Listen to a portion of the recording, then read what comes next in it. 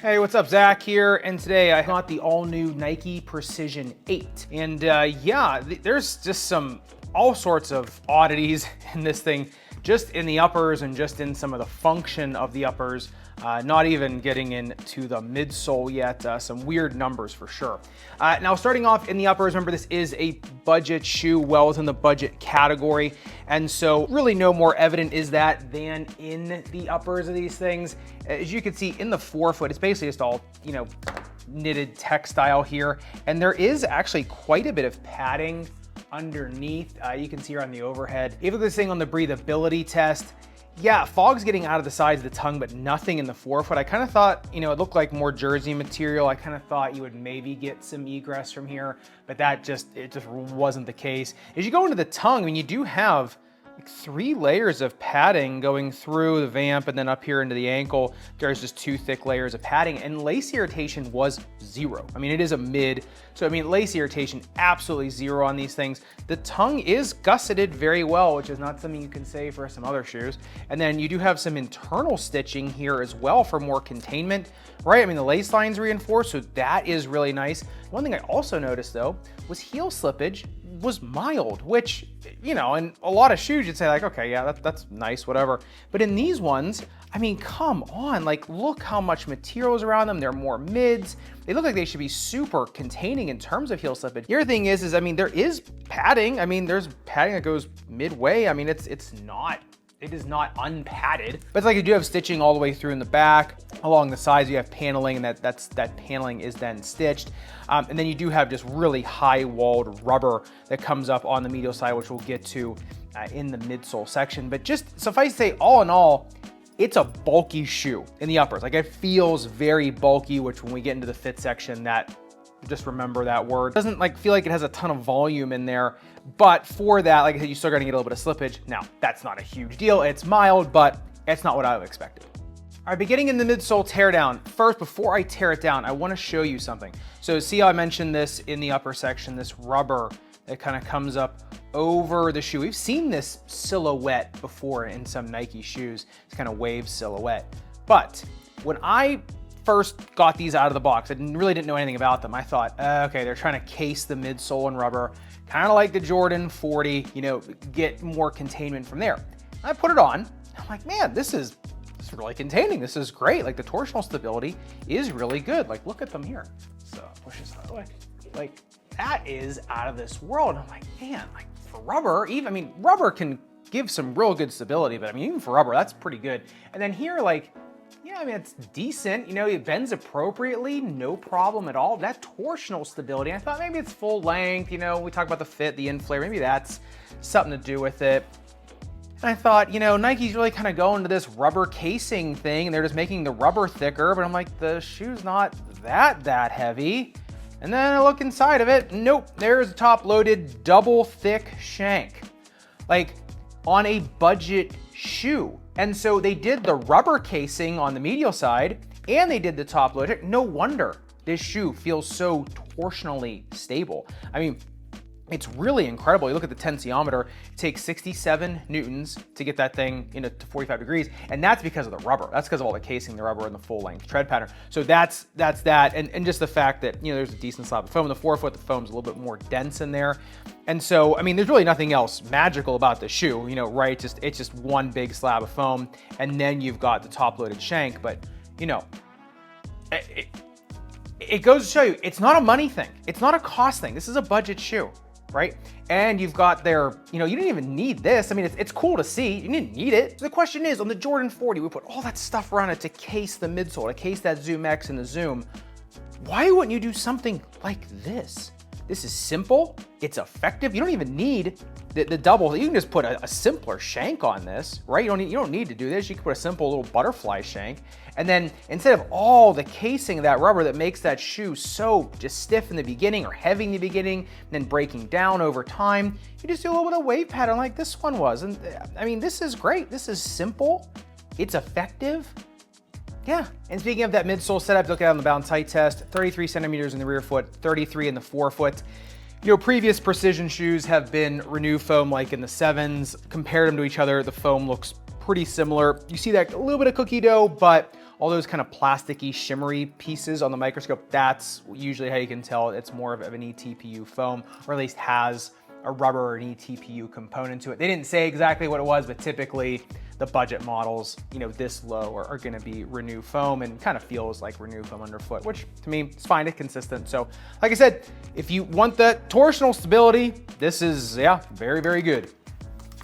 All right, but getting into the outsole tread of the 8, I wish more shoes would have this on them, but it's a linear wave, right? So it's going along the long axis of the shoe. It's not cutting across, right? Like a herringbone, like a lot of herringbones do. And it's nice because for going side to side, you get a lot of nice grip, and it feels a little bit, more flowing running. Now, of course, for step backs and things like that, if you're not putting your fifth toe out, right? If you're kind of truly pushing forward, that's where you could have a little bit more slip, right? But for going side to side, I kind of like a component of that.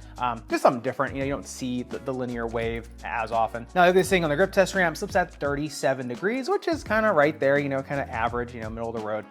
But what I did notice is like I said, on the viewing box, even when I was pushing side, these really narrow and deep grooves of tread really do, they grab okay. It's a full length tread pattern. The durometer is high enough on these things. Look at it on the outsole durability test, 10 seconds highest grit sandpaper, not even a millimeter of damage on these. And so, yeah, I think you can, because the rubber is so thick and because the shoe is inexpensive, I think you can take these outside. You're gonna start to pummel through the tread because it is so narrow, but I think for the price point, the hardness of the rubber, what it did on the durability test, I think it's okay. And I think for indoor courts, for sure, this is gonna be a nice, long-lasting tread for you. Like I said, it's because of the rubber thickness. If this were the really shallow tread that you see in a lot of flagships or a lot of more expensive shoes, then no, I would say, only indoors. But because it's a little bit thicker, I think you can get away with it. And you got a little bit more density here on the lateral side. So yeah, I would say you just have to know kind of what you're getting into. But if you're buying them for a budget shoe, I think you can take them outside, like I said, as long as you kind of know what you're getting into. All right, but getting into the fit of the Precision 8s, this is where things start to get a little wild and wacky. Now, number one, I'll give you the wildest stat, 29.5 centimeters in length. These things come in long, but they do not feel long.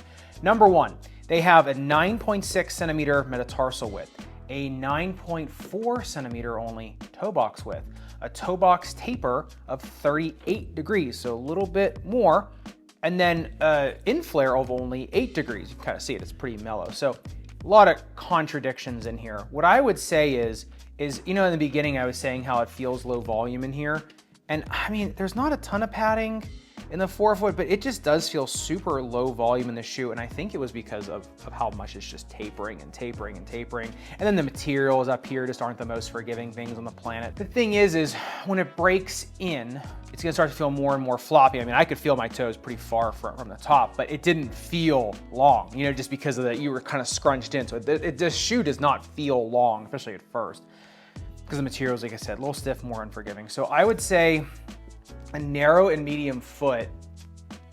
I hate to say to go to half size down on these because of the length. And this may have been a manufacturing thing. I don't know. Who knows if different runs are going to be, because it's 29.5. It's one of the longest shoes I've ever had for a men's size 11. That is long. So I would say if you're really narrow, you can try to go down a half size, get a little more of the reduction. You're still going to feel it. You're going to feel scrunched in the forefoot though. Medium, I'd go true to size of 2E.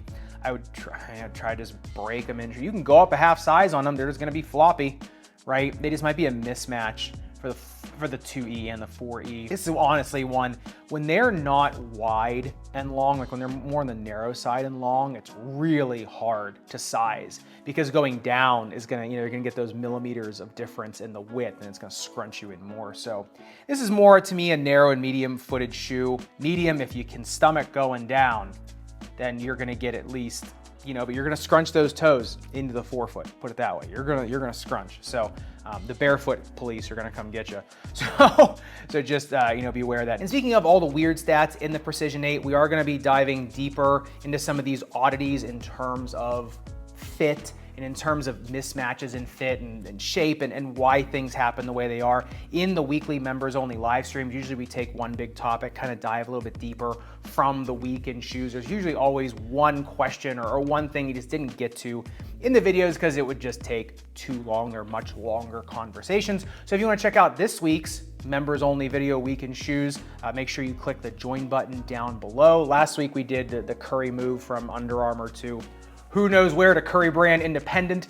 So if you want to check those out, make sure you click the join button down below, and I'll see you in the members only section. In terms of the snake bitten foot, in terms of heel pain and arch pain, I think they're just fine with an orthotic.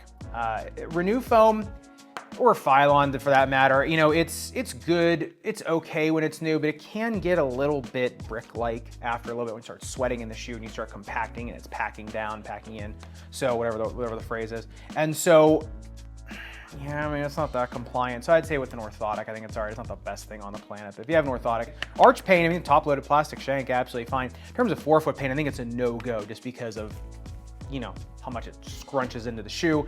And the one thing I did notice though, I will say, keep going on about the fit here. Although it didn't feel long, when I would intentionally scrunch my toes in there, I could feel weird creasing. And of course, that's because my toes aren't getting up nearly to the front of the shoe. But even you can even see like the crease mark. I don't know if you can see it up here on the camera, but I mean, you can kind of see those crease marks where I was just kind of creasing a little bit weird. So that's another thing in terms of forefoot pain. You might have some abnormal bending there at the big toe joint. So be wary of that. So I'd say all in all, if you can get an orthotic in there, narrow and medium, it's a good value for the money for sure.